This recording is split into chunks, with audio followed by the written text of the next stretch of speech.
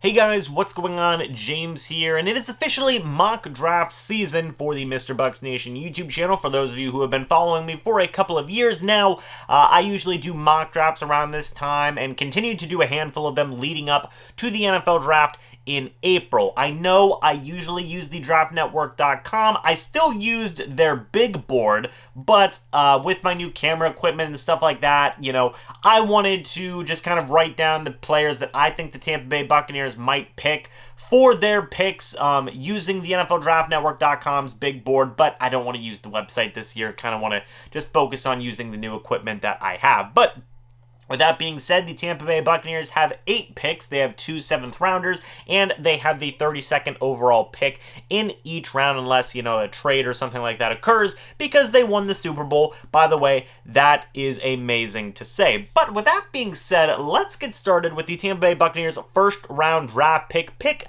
number 32. I have them taking Christian Barmore, defensive end / defensive tackle out of Alabama. 6'5", 310 pounds. Barmore is a great replacement either for A, Ndamukong Suh, should he leave in free agency, although that seems unlikely at this point, or B, for Will Gholston, who could potentially be a cap casualty cut for the Buccaneers to save a little bit of money.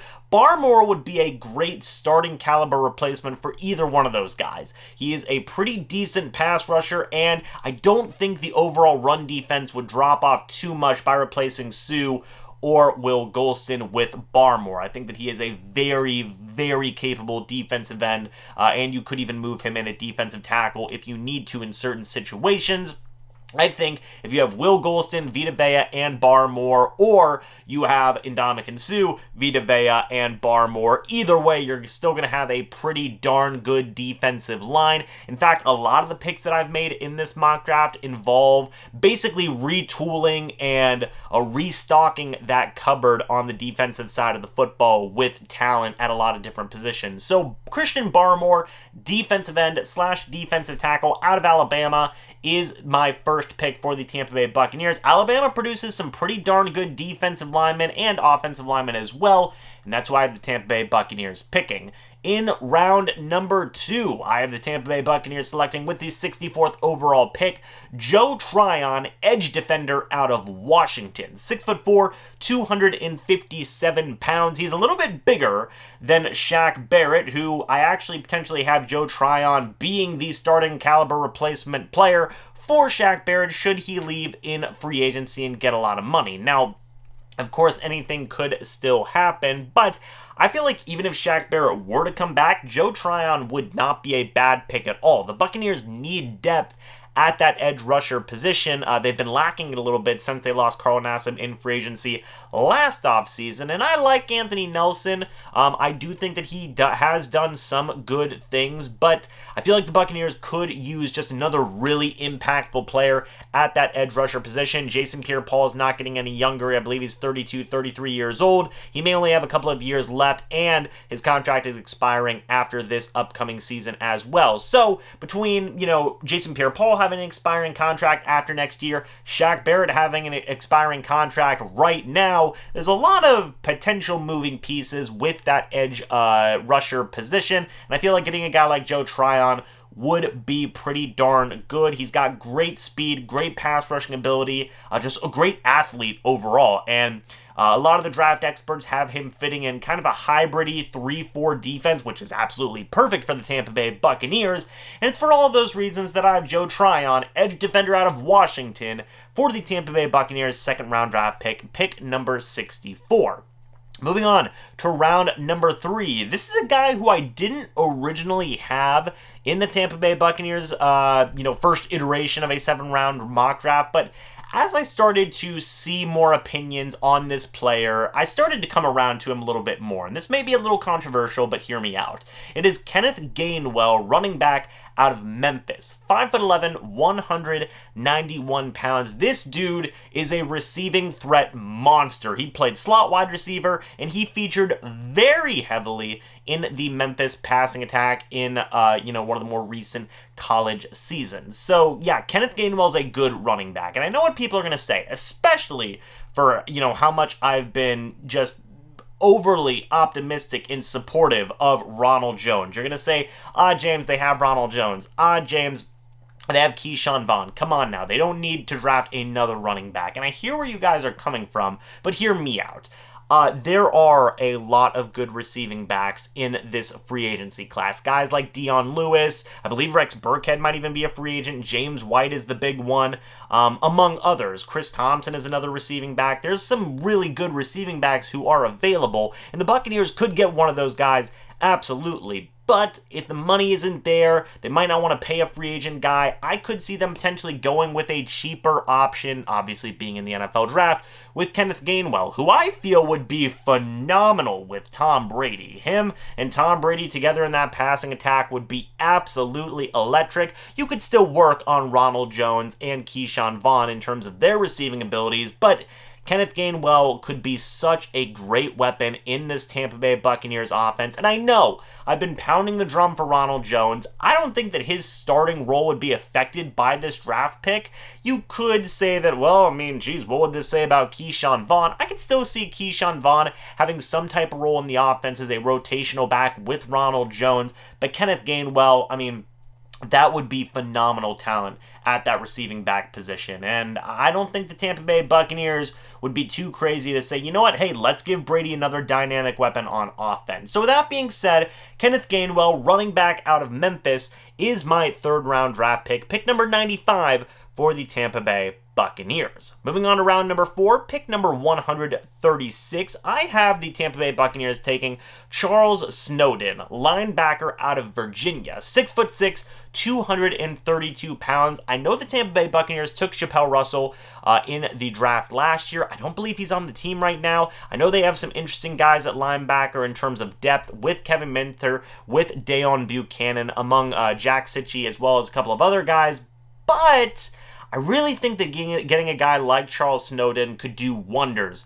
for the Tampa Bay Buccaneers. Lavonte David does have an expiring contract. I would like to believe that he will be back with this team, but if he isn't, I mean, you've got to figure out something. That would be just a black hole in the middle of this Tampa Bay Buccaneers defense. Getting Charles Snowden would help alleviate some of that pressure a little bit on Devin White. Charles Snowden is a very, very athletic linebacker who's got some very solid coverage ability as well. Even if Lavonte David does come back, which again, I think he will, I can't stress that enough, you would have Lavonte David, Devin White, and Charles Snowden as a rotational type of guy. You really can't go wrong. I mean, Snowden can do it all with just the freak athlete that he is. He can rush the quarterback, he can be good in zone coverage, he can be good in run defense. He would be a great pick in round number 4. And even if the Buccaneers do bring back Lavonte David, he's not going to be around forever, and I think the duo of Devin White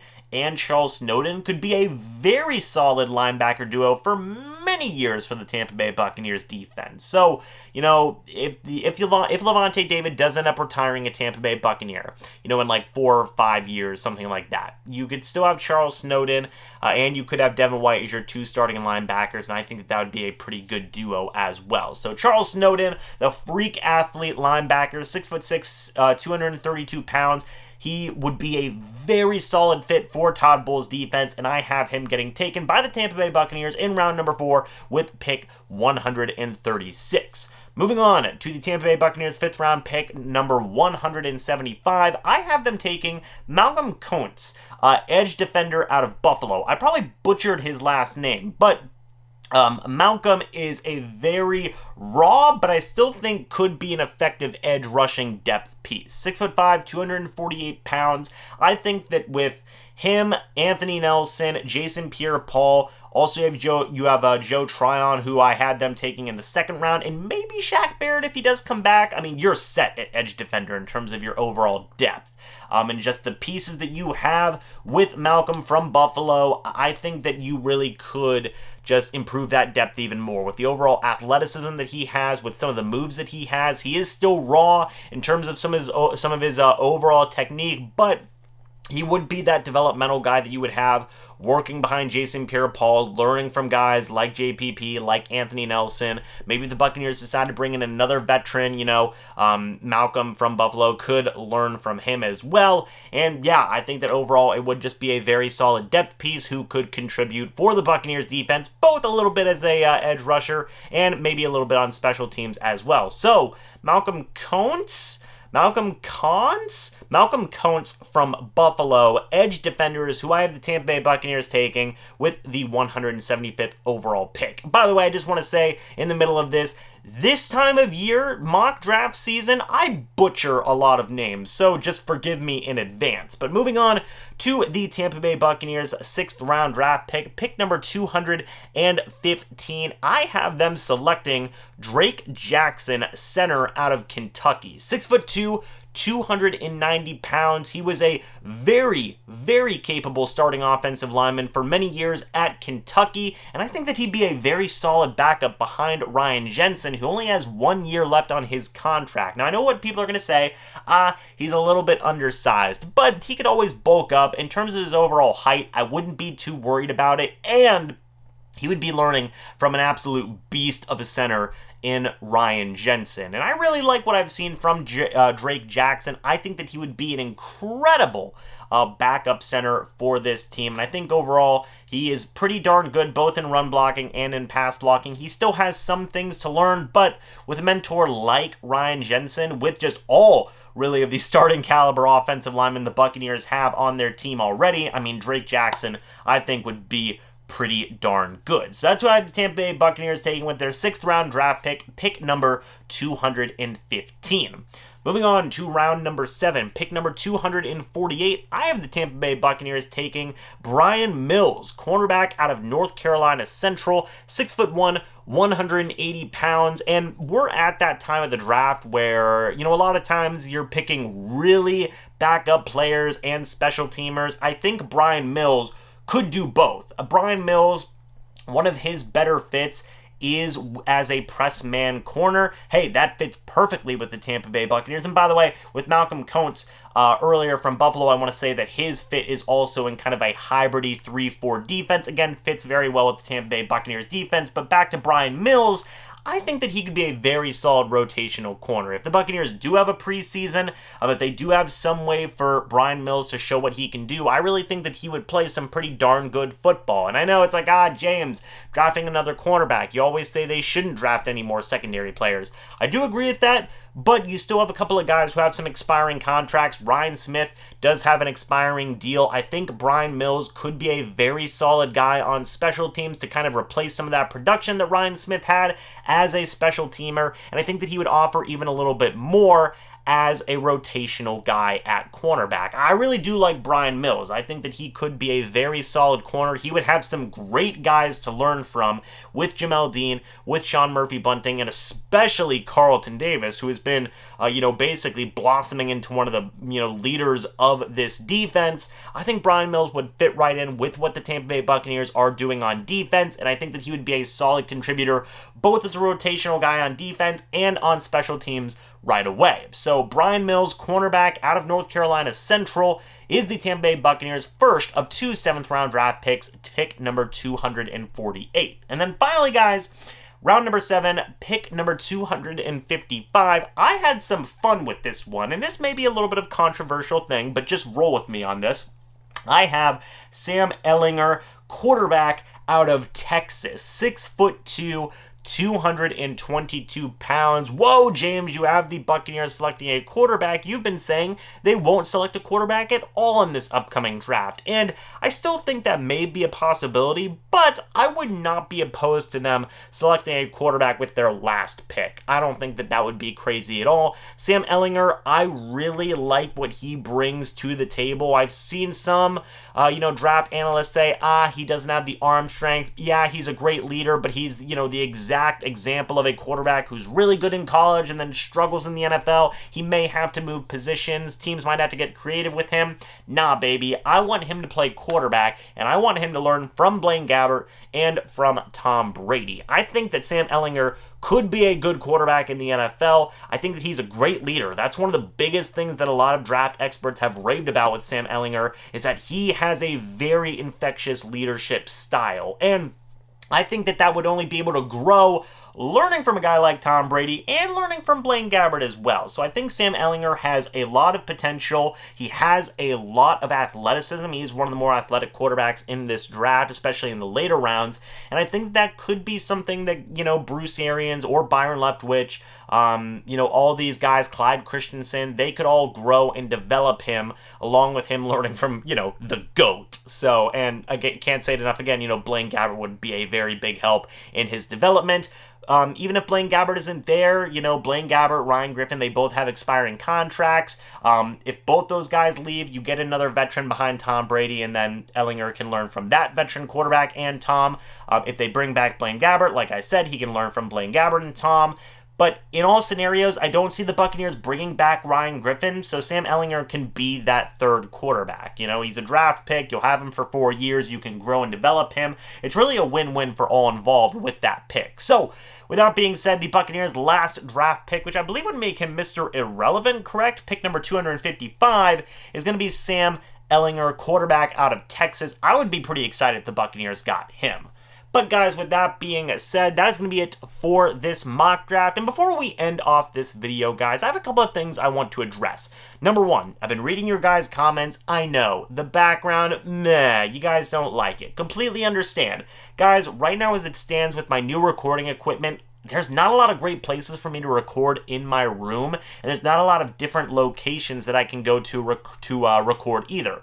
I apologize for that. I do have some things in the work here towards the end of March that will give me a little bit of some different access to different recording points, but right now, this is kind of what we're stuck with. It's what I'm comfortable with recording. I may put something in the background, but again, there's not a lot that can go on this wall that would look very good that I can keep there the entire time in my room. It is what it is. Secondly, guys, we won the Pewdie for Bucs Content Creator of the Year. Thank you guys so much for that. I actually have a fun idea to celebrate that award-winning trophy celebration, whatever you want to call it. I have a fun little way of celebrating that. So thank you for everybody who voted. It's greatly appreciated. And finally, I thank the host of that award show, as well as just the host of the Pewtercast, Tampa Bay Buccaneers podcast, Brent Allen. He just retired from podcasting after a few years of doing his show. Ren Daxt is taking over as the host of the Pewtercast. Brent, if you are watching this video, man, congratulations on a successful run running the Pewtercast. Whatever you do after the Pewtercast, man, I know you will be successful in, as I told you in a recent clip. So, with that being said, guys, thank you all so much for watching this video. Hope you all enjoyed. I'll see you all in the next video or the next live stream. But until then, and as always, guys, goodbye for now, and go Bucs.